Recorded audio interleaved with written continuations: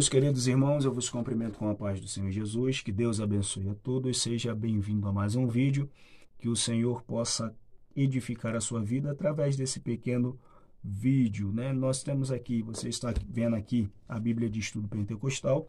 Essa Bíblia de Estudo, para mim, dos tops 10, ela está em primeiro lugar, né? Porque ela traz a teologia pentecostal, as doutrinas pentecostais em primeiro lugar. Mas nós não iremos falar sobre ela, tá bom?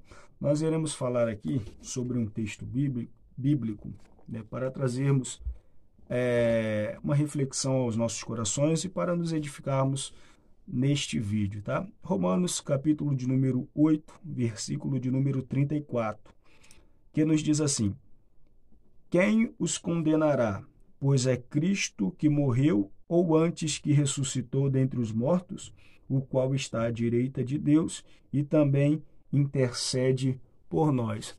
Nós queríamos falar neste pequeno vídeo sobre algumas razões pelas quais o cristão ele tem que se alegrar, tá?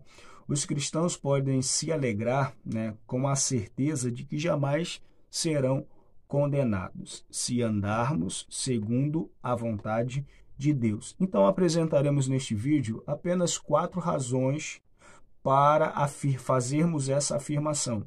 4 razões para fazermos essa afirmação. Qual é a afirmação? Que o cristão pode se alegrar porque tem a certeza que jamais serão condenados, tá bom? Nós lemos o texto aqui, muito interessante sobre Romanos, mas nós vamos apresentar essas 4 razões. A primeira razão é justamente porque Cristo morreu por nós. Primeira razão, Cristo, porque Cristo morreu por nós. Aonde é que está? Romanos capítulo 5, no versículo de número 8, diz assim, versículo de número 8, mas Deus prova o seu amor para conosco, em que Cristo morreu por nós, sendo nós ainda pecadores. Então, a primeira razão é porque Cristo morreu por nós. Nós temos também uma referência bíblica em 1 Coríntios capítulo 15, no versículo de número 3, dentre inúmeras referências bíblicas que nós temos na Bíblia Sagrada, tá bom? Segunda razão, porque ele ressuscitou. Ora, se ele morreu, ele ressuscitou. A segunda razão é porque Jesus ressuscitou, mostrando que a sua morte foi real. Onde nós vemos justamente sobre a ressurreição. Atos, capítulo de número 4, nós podemos pegar esta referência. Atos, capítulo de número 4, no versículo de número 33, né, que diz assim, vê se os irmãos estão pegando, está aqui, Atos capítulo 4, versículo 33, e os apóstolos davam com grande poder testemunho da ressurreição do Senhor Jesus. Em todos eles havia uma abundância de graça.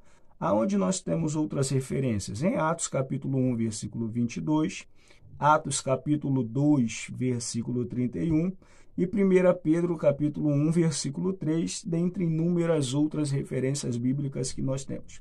Terceira razão, está agora, a terceira razão é justamente que o Senhor Jesus agora está assentado triunfantemente à direita de Deus, tá?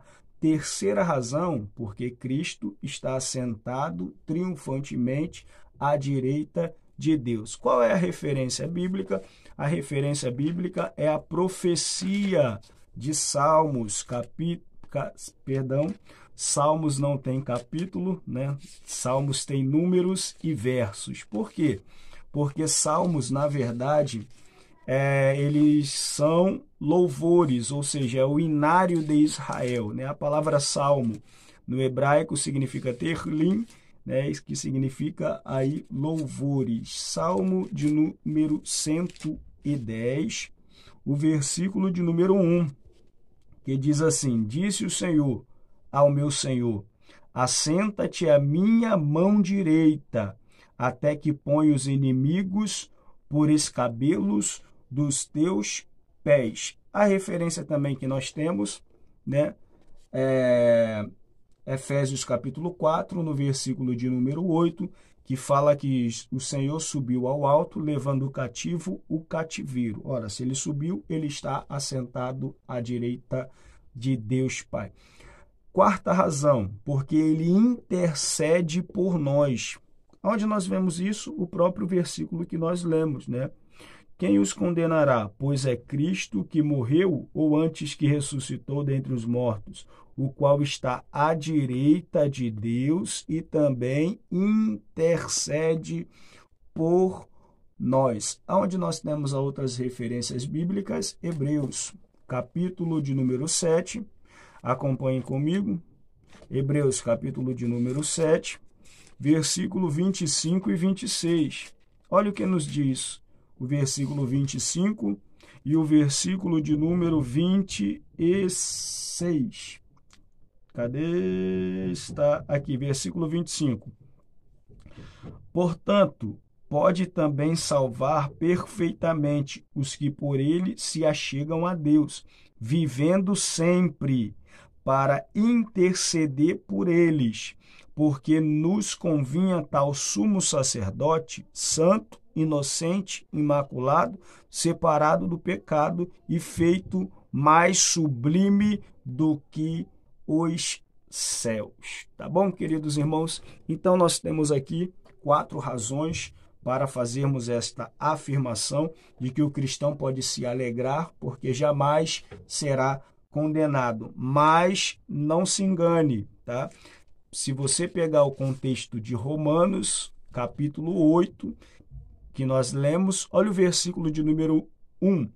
Portanto, agora, nenhuma condenação há para os que estão em Cristo Jesus, que não andam segundo a carne, mas segundo o Espírito. Olha, então o cristão, ele anda segundo o Espírito, porque se andar segundo a carne, automaticamente será condenado. Então, quando nós tratamos aqui de 4 razões para afirmarmos que o cristão ele tem que se alegrar porque jamais será condenado, é porque justamente este cristão anda no Espírito. Tá bom, meus irmãos? Que Deus em Cristo possa vos abençoar. Acreditamos verdadeiramente que o Senhor falou ao coração de cada um dos irmãos. Que Deus em Cristo possa vos abençoar, trazendo as bênçãos do Senhor que enriquecem, que não acrescentam dores. Deus abençoe. Fiquem todos com a paz do Senhor Jesus.